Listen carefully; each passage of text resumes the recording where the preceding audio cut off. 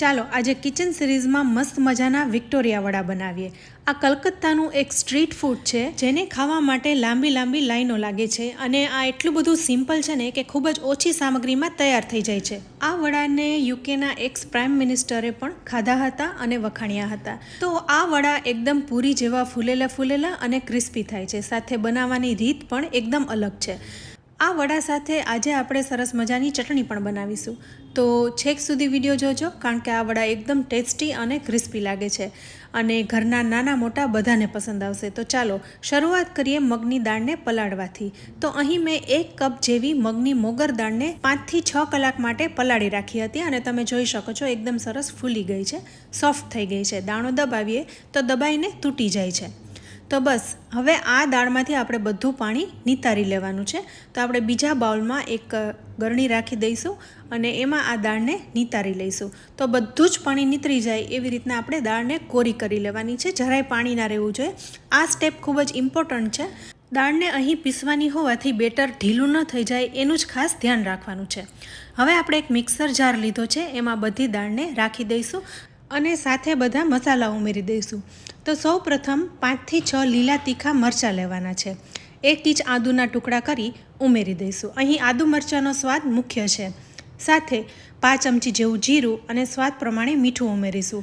હવે 5 ચમચી જેવી હિંગ અને વધારે ટેસ્ટી લાગે એ માટે અડધી ચમચી જેવી વરિયાળી ઉમેરી સાથે ધાણા જીરું પાવડર પણ ઉમેરી દઈશું। અહીં તમારે આખા ધાણા ઉમેરવા હોય તો એ પણ ઉમેરી શકાય અને થોડું લાલ મરચું ઉમેરીને મગની દાળને પીસી લેવાની છે। તો તમારે પલ્સ મોડ ઉપર પીસવાની, જેથી એકદમ સરસ રીતના પીસાઈ જાય। અહીં પાણી તમારે બિલકુલ ઉમેરવાનું નથી, જે આપણે દાળ પલાળી છે એમાં જ આવી પીસાઈ જવી જોઈએ। હવે આ બેટરને આપણે એક બાઉલમાં કાઢી લીધું છે। તો વડા બનાવીએ એ પહેલાં આની સાથે ખાવાની એક મસ્ત મજાની ગ્રીન ચટણી બનાવી લઈએ।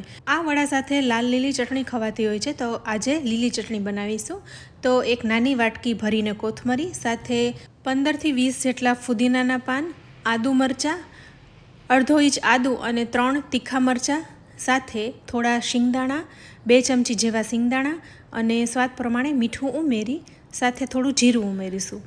અહીં હું આમચૂર પાવડરનો યુઝ કરી રહી છું, તો પોણી ચમચી ભરીને આમચૂર પાવડર, લીંબુ હોય તો એ પણ ઉમેરી શકાય અને ચટણીનો કલર એવો ને એવો લીલો રહે એ માટે 3 થી 4 બરફના ટુકડા ઉમેરી દઈ પીસી લેવાની છે। તો તમે જોઈ શકો છો એકદમ સરસ પીસાઈ ગઈ છે। તમારે જરૂર પડે તો 2 થી 3 વધારે બરફના ટુકડા ઉમેરી શકાય, તો કલર એકદમ સરસ આવે છે। ચટણી તૈયાર છે। હવે જે વડાનું બેટર છે એમાં થોડી કોથમરી ઉમેરી મિક્સ કરી લઈશું। કોથમરીના બદલે તમારે કસૂરી મેથી ઉમેરવી હોય ને તો એ પણ ઉમેરી શકાય, એનાથી પણ વધારે ટેસ્ટી લાગે છે।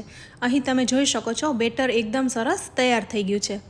સાથે મેં તેલ પણ ગરમ કરવા મૂકી દીધું છે અને હવે આપણે એક કોરું કપડું લેવાનું છે અને આ કપડાને ભીનું કરી લેવાનું છે। આની ઉપર જ આપણે વડાને તૈયાર કરવાના છે। આપણે જેમ મકાઈના વડા, બાજરીના વડા તૈયાર કરીએ છીએ એ જ રીતના આ વડાને તૈયાર કરવાના છે।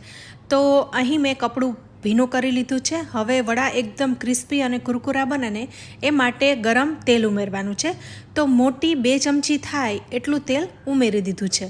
તમારે અહીં બેકિંગ સોડા ઉમેરવો હોય ને તો પણ ઉમેરી શકાય, જેથી વડા એકદમ ક્રિસ્પી બનશે, પણ મને જરૂર નથી લાગતી કારણ કે બેટરને મેં સારી રીતના ફેટી લીધું છે અને તેલ પણ ઉમેરી દીધું છે। તો હવે વડા બનાવવાની શરૂઆત કરીએ। તો વાટકીમાં થોડું પાણી લીધું છે અને હાથ છે એ પાણીવાળો કરીને હાથમાં થોડું બેટર લઈ અને કપડા ઉપર રાખી દઈશું અને એને થેપી લેવાનું છે। તો એકદમ ગોળ શેપ આવી જાય પછી કપડું ઊંચું કરીને આ વડાને હાથમાં લઈ લેવાનું છે।